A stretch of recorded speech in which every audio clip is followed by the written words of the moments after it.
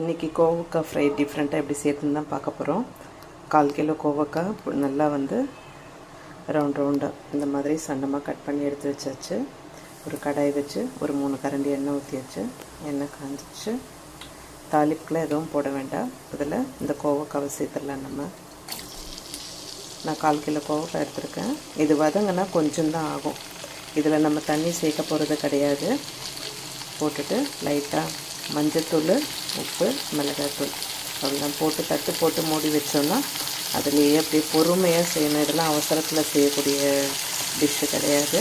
கொஞ்சம் டைம் எடுக்கும் தான் கோவக்காய் வதங்கிறதுக்கு.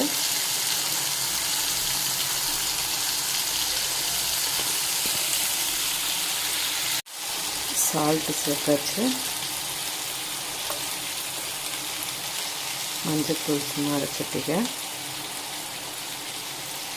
குழம்பு மிளகாய்த்தூள் கொஞ்சமாக போட்டால் போதும்.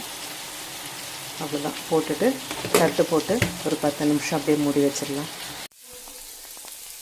கோவக்காய் ஃப்ரை ரெடி ஆகிடுச்சு. இது கொஞ்சம் லேட் ஆகுங்க. 10 நிமிஷத்துக்கு ஒரு தடவை ஓப்பன் பண்ணி கிளறி விட்டுட்டே இருக்கணும். அது மாதிரி நல்லா டேஸ்ட்டாக கோவக்காய் ஃப்ரை நல்லாயிருக்கும். சாம்பார் சாதத்துக்கு, லெமன் ரைஸ்க்கு அந்த மாதிரி விரும்பி சைட் டிஷ்ஷை சாப்பிட்றதுக்கு ரொம்பவே சூப்பராக இருக்கும். உங்கள் குழந்தைங்களும் விரும்பி சாப்பிடுவாங்க. இது ஹெல்த்துக்கும் நிறைய பெனிஃபிட்ஸ் கொடுக்கும். மறக்காமல் சேனலை சப்ஸ்கிரைப் பண்ணிக்கோங்க.